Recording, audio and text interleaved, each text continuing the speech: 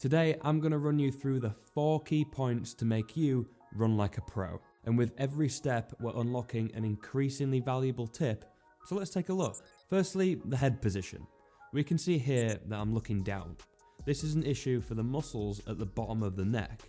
They have to work twice as hard to support the weight of your head hanging over your body. This leads to the muscles in the neck fatiguing and ultimately causing unwanted pain and discomfort while running. So to fix this, a cue I like to think of is look towards the horizon. This simple phrase helps us realign our neck with our torso and alleviates any additional stress being placed on the neck. Moving down the body, let's next look at the arm and shoulder positions. In this example, my shoulders are shrugged upwards and are very tense. This is a common flaw due to the nature of running being so physically demanding. Running almost always makes us tense up because it's a difficult sport. This, however, doesn't do us any favours for efficiency. So here's a good test. Right now, if you were to tense your whole upper body, you'd probably find that you'd be out of breath after a minute or so. Doing this simple test, we can see that it's not going to be beneficial for running, especially as the duration increases. So to resolve this, we need to be relaxed up top.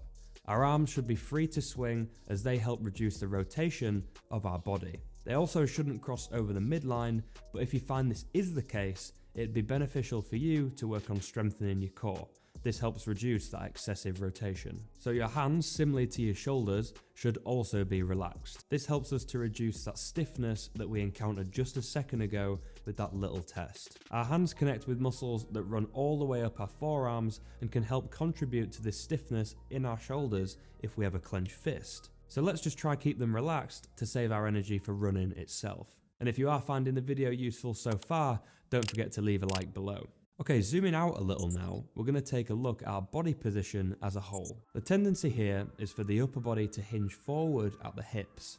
By doing this, we increase the likelihood of overstriding. This is by far the biggest issue of all with running form, but we're going to dive into more of that later. This hinge is created by overly tight hip flexors and a weak core.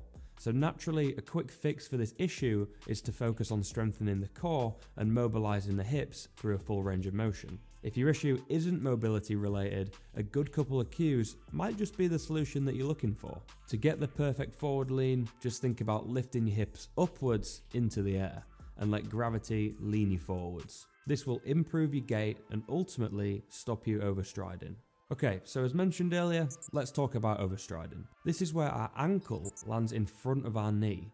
This usually happens in front of our body's center of mass. Basically, this applies a brake using our own legs, and this can cause stress to the knees, hips, and lower back. It's actually quite hard to tell if we're overstriding on our own, so I recommend following along the process I'm about to outline for you.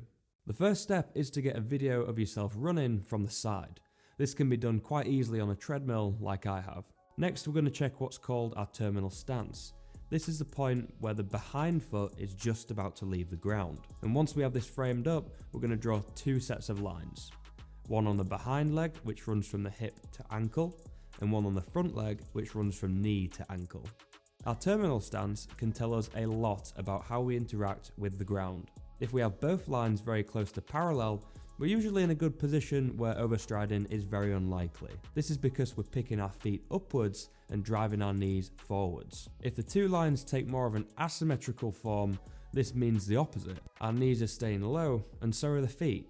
This again results in overstriding, causing those issues to the lower back, hips, and knees. Aside from using our terminal stance, we can also run with a higher cadence to reduce that overstriding. Running with a higher cadence doesn't just mean running faster, it means running at the same speed but with more steps per minute. One way to do this is to swing your arms a little faster, seeing as they counterbalance the body. This will result in a faster cadence. This also helps to reduce the impact of our body weight as it's evenly distributed along more steps. By increasing our cadence, we make it easier to land under a flexed knee. This is the golden target for runners. Landing our foot under a flexed knee, below our center of mass, is the best way to reduce stress on our bodies. At the same time, this helps to improve the efficiency of our running form. There's also a little rumour that surrounds overstriding, and that's to do with how our feet interact with the ground. Many people think heel striking is actually detrimental to running form due to the similar braking effect that overstriding has. This is actually not the case, with plenty of studies showing the main contributing factor to injury in running is overstriding. So let's summarize all those tips. Look forward to the horizon, relax your arms, shoulders and hands, pull your hips into the air, let gravity lean you forward, pick your feet up and drive your knees forward. Now I know that my form isn't absolutely perfect, but with the tips in this video you will get close enough. But there's still some key factors that you might be missing in your training plan, so go watch this video next to find out all about that.